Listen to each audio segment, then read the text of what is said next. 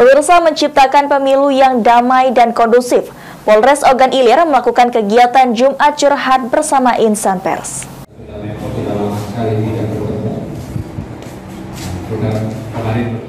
Bersama awak media, Kapolres Ogan Ilir AKBP Andi Basor Rahmat melakukan kegiatan Jumat Curhat.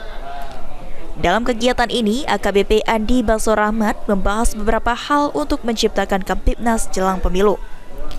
Andi meminta masyarakat tidak takut untuk melaporkan ke polisi apabila ada gangguan keamanan dan ketertiban masyarakat atau Kamtibnas menjelang pemilu 14 Februari 2024.